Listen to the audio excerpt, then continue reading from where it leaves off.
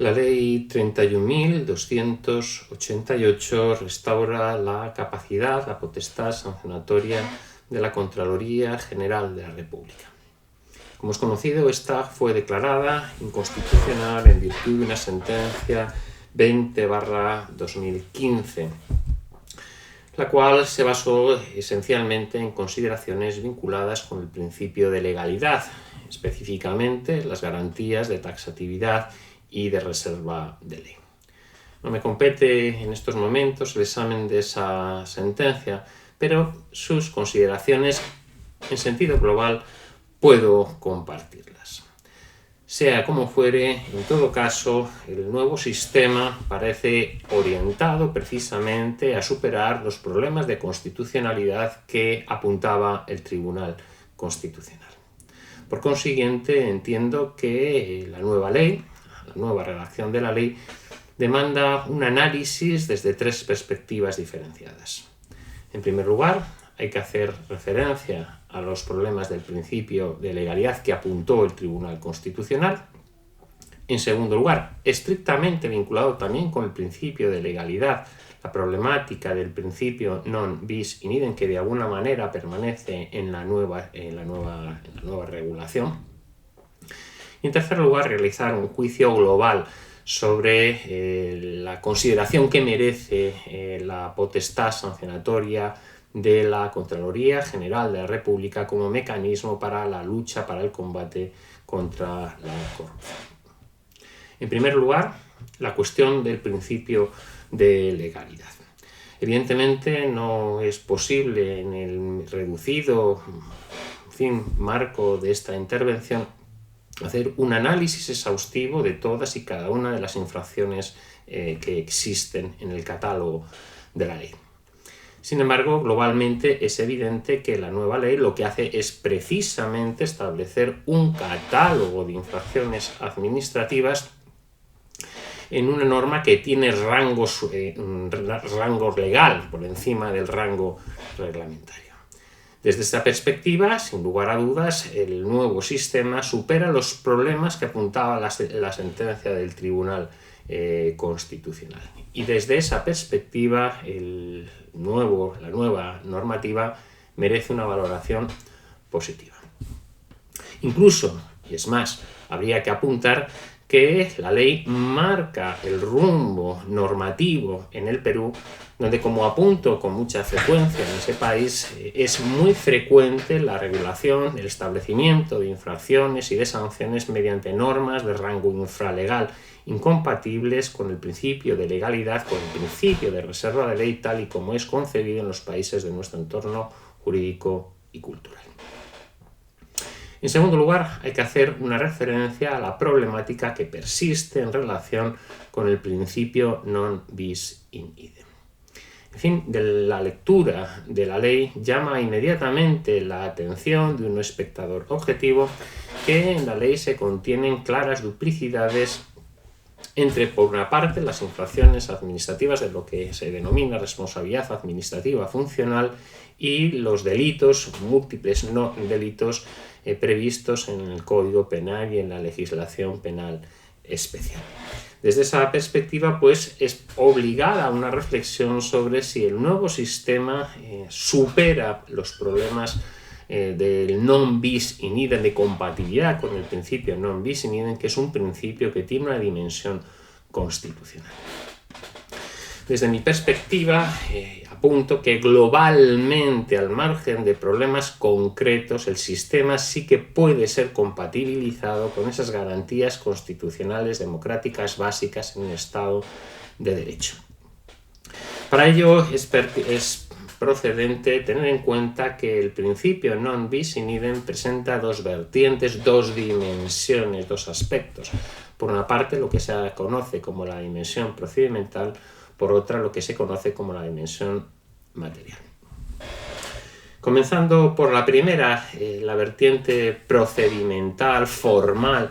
del principio non bis in idem. En mis intervenciones ya puse de manifiesto que la vertiente procedimental del principio non bis in idem supone la prohibición, incluso a nivel constitucional, de la existencia de dos procedimientos simultáneos o sucesivos cuando concurra la triple identidad de sujeto, hecho y fundamento, siendo indiferente que esos procedimientos sean penales, administrativos o penales y administrativos. Pues bien, desde mi perspectiva, la ley que establece la capacidad, restaura la potestad sancionatoria de la Contraloría General de la República sí que es conciliable con ciertos matices con esta dimensión procedimental del principio non bis in idem, en la medida en que esta vertiente, en cuyos detalles no podemos entrar, tiene una operatividad relativamente escasa. Son esencialmente tres los supuestos incompatibles claramente con el principio, la dimensión procedimental de este principio non bis in idem. En primer lugar, y es irrelevante en lo que a nosotros nos puede interesar aquí, la primera posibilidad absolutamente incompatible con el principio non bis in idem en su vertiente procedimental sería la idea conforme a la cual no son tolerables dos o más procedimientos penales simultáneos o sucesivos cuando concurra esa triple identidad de sujeto, hecho y fundamento. Es evidente que el reconocimiento de la potestad sancionatoria a la Contraloría General de la República no conlleva la posibilidad de acumular dos procedimientos penales cuando concurra triple identidad de sujeto, hecho y fundamento, y por consiguiente es irrelevante esta perspectiva desde el punto de vista del principio que examinamos. En segundo lugar, como consecuencia de la dimensión procedimental del principio non bis in idem, se llega a la conclusión de que no son tolerables dos o más procedimientos administrativos simultáneos o sucesivos cuando concurra esa triple identidad, reitero, de sujeto, hecho y fundamento. Aquí ciertamente se pueden plantear problemas en el Perú, en la medida en que junto a la potestad sancionatoria de la Administración de la Contraloría permanece la potestad sancionatoria de otros organismos administrativos. Desde mi perspectiva, y yo creo que es una perspectiva que compartirían la mayor parte de los juristas avezados de nuestro entorno jurídico y cultural,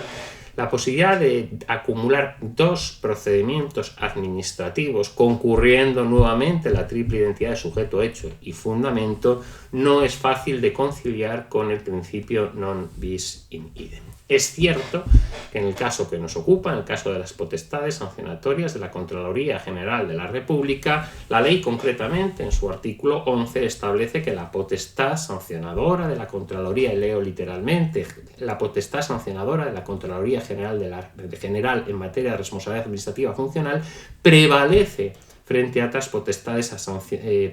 sancionadoras administrativas. Sin embargo, es claro que en la práctica va a ser difícil de evitar la acumulación de procedimientos y por consiguiente en la práctica se va a exigir una clarificación, un deslinde de esas potestades administrativas sancionatorias, y este sí que es un problema que entiendo debe ser solucionado. Seguramente existan vías de solución, pero el problema existe y persiste en relación con el sistema precedente. Por último, como consecuencia de la dimensión procedimental del principio non bis in idem, hay que llegar a la conclusión de que no son tolerables, incluso a nivel constitucional, ulteriores procedimientos penales o administrativos cuando concurra la triple identidad de sujeto, hecho y fundamento, cuando ya haya habido un procedimiento penal y un procedimiento administrativo. Dicho con otras palabras, por si ello clarifica la cuestión, no son aceptables tres procedimientos, tres disparos cuando concurra la triple y reiterada identidad. Formulado en otros términos, sí que entiendo, y alguno puede discutirlo, que sí que es tolerable la existencia de dos procedimientos, uno penal y uno administrativo, cuando concurra esa triple identidad. Sin embargo, para que sea tolerable esa acumulación de procedimientos cuando concurra, y reitero, la triple identidad, es necesario someter esos dos procedimientos a una serie de requisitos, de estrictos requisitos complejos, en cuyo detalle no puedo entrar, pero que, por ejemplo, han sido objeto de atención por la jurisprudencia del Tribunal Europeo de Derechos Humanos. En cuanto a la vertiente material del principio non bis in idem, en cuanto a la vertiente material, es decir, la prohibición de acumular no ya procedimientos, sino la prohibición de acumular 2 o más sanciones penales o administrativas cuando concurra la triple identidad de sujeto, hecho y fundamento. También presenta alguna singularidad en el ámbito que nos ocupa. La cuestión es si esta posibilidad que se desprende de la ley de acumular sanciones administrativas y penales es tolerable desde una perspectiva constitucional. Desde mi perspectiva, a salvo de múltiples matices en los que no podemos entrar, debe concluirse que efectivamente sí que es conciliable con la Constitución, con garantías constitucionales esenciales en los países de nuestro entorno jurídico y cultural, la posibilidad de acumular un procedimiento administrativo por responsabilidad administrativa funcional y un procedimiento y una sanción, una pena criminal. Para ello debe partirse de uno de los fundamentos esenciales del principio non bis in idem en su vertiente material. El fundamento de la vertiente material del principio non bis in idem radica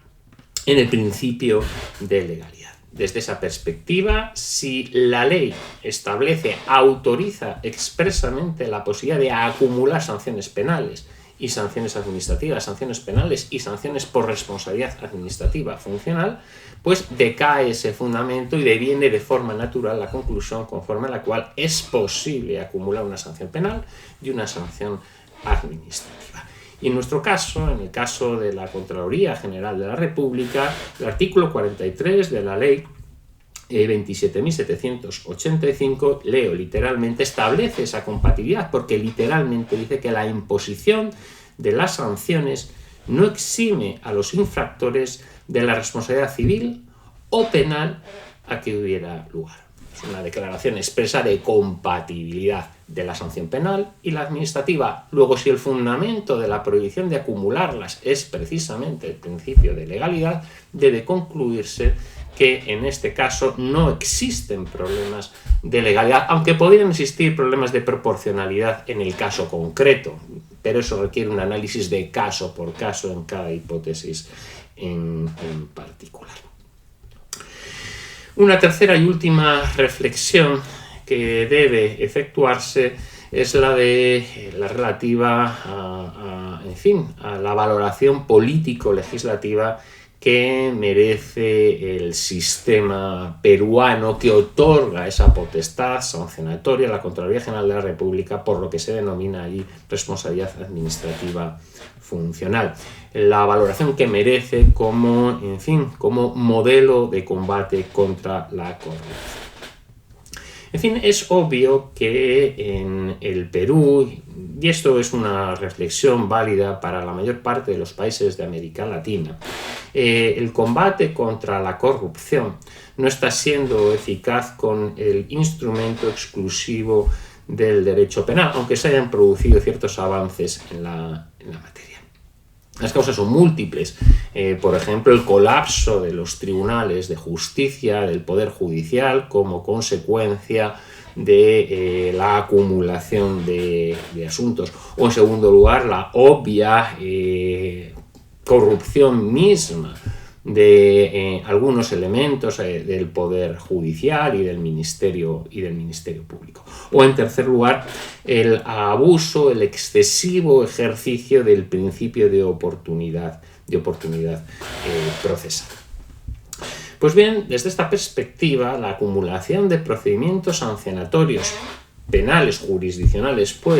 y administrativos, entiendo que dificulta la impunidad. Puede ser fácil comprar a un juez, puede ser fácil comprar a un funcionario, comprar a un juez y a un funcionario, pues evidentemente complica complica la labor a quien está dispuesto a pagar un precio, Dicho con otras palabras, el sistema no me cabe duda de que tiene una eficacia preventiva, una inequívoca eficacia preventiva. Y si tiene eficacia preventiva, evidentemente merece un juicio positivo. Obviamente no va a ser suficiente con ello para acabar